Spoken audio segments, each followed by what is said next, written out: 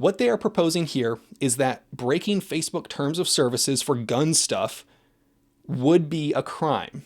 They want to lock you up because you broke Facebook's terms of service. It's just insane, right? Hello, everyone. Today we are talking about how some senators from California, New Jersey, and Philadelphia are introducing a bill that would stop illegal gun sales. Well, if it's already illegal, how would they stop it? All that and more. Before we get going, though, I do want to say thank you to everyone that likes and comments on this channel. Subscriptions, if you subscribe, they're probably just going to remove you anyway, but if you click like, it's more likely to show you this kind of content in the future. Big thank you to Sonoran Desert Institute for supporting me, supporting this channel. If you are interested in getting into gunsmithing, but you don't know where to start, SDI, not STI, .edu would be a great place to get going. I know some people that are instructors there, and I think it's a super cool thing to do if you're just trying to get your feet wet into the world of the gun industry. Thank you, SDI, for supporting this channel. So let's read an article that was put out by Diane Feinstein, whose husband apparently recently passed away. RIP, rest in. Feinstein, Menendez, and Scanlon introduced bill to stop fraudulent gun sales. Now you might be wondering, what's a fraudulent gun sale? What is a illegal gun sale? Well, despite bans by the major technology companies on using their platforms to sell firearms, many sites are struggling to stop dishonest individuals from selling guns online, Senator Feinstein said. Our bill would make it clear that it's a crime to circumvent websites' terms of service to sell a firearm. This is a common sense approach to prevent prospective gun buyers from evading background checks by secretly buying weapons online.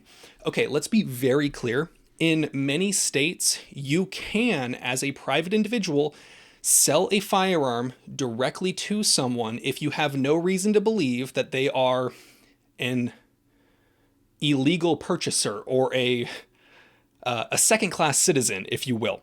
However, in these states where they are saying that this is against the rules, people are still getting around these rules by posting photos of a sticker that might be a sticker, or posting a picture of a printout of a picture of a gun, where then people on Facebook would say, hey, I'm interested in that photo. I'm going to DM you. They would DM each other. Turns out they were actually selling the gun, not the can of Pringles next to the gun the whole time. So that's the target that they're really going after. My question, though, is how would they actually make sure that this does anything? Because making something illegal doesn't mean that you automatically can catch people. So the enforcement side is really where I'm struggling to understand here. Despite some initial steps that the big tech companies have taken over the last couple of years to crack down on illegal online firearm sales, determined gun sellers and buyers continue to find new ways to circumvent these companies' efforts, said Senator Menendez. Our common sense bill makes it clear that the gun sellers who illegally move their weapons online and jeopardize public safety will pay the price for their actions. So this guy is specifically talking about illegal gun sales, making it illegal to sell it through places like Facebook, which would otherwise prohibit them from doing so. The sale in this instance that he's referring to would be illegal to begin with.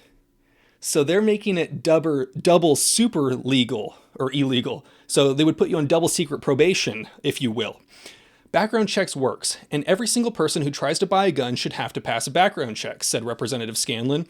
Right now, gun buyers can too easily evade a background check by buying a firearm online. Where? Which websites? That's disgusting. Where? Tell me which websites I could do that. I would hate to stumble across them.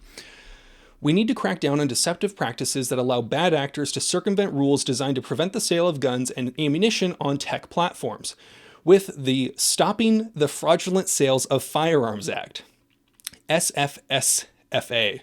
It's a mouthful. These deceptive practices would be more than a simple violation of a platform's terms of service. They would be a federal crime. This is a common sense solution that can save lives. They want to say that because you broke Facebook's terms of service, you should go to jail. Whether or not in some states it would be legal to sell a gun privately, this would not end the online private sales of firearms, because websites like Arms List or local state-based or community-based forums still exist, where that's the main purpose of them existing. So I'm not sure if they truly believe this would stop anything. It would just make it happen not on Facebook, which is probably a better place to do illegal things anyway. Because Facebook, at least in some sense, is tracking who you are and would have an idea of who you are. So if you were doing something illegal, Facebook would likely be able to have more information about what you were doing that was illegal than a place where you can make a burner email with no personal information connected and do the transaction through like arm's list. I don't know, just a thought. But then in addition, they're saying if it is illegal already for you to sell that gun, like in the state of California, all gun sales or transfers have to go through a dealer, except for some instances where you can just transfer it and then inform the state after. If it's illegal, it's already illegal. If it's not legal, they're saying that they want it to be illegal to break the terms of service of Facebook. That's essentially what they're saying here. Some technology companies have banned the sale of firearms and ammunition on their platforms. However, sellers still often misrepresent guns as other items to circumvent the restrictions. And here's what we're talking about. For instance, sellers on platforms like Facebook Marketplace will claim to be selling stickers alongside with images of gun maker logos.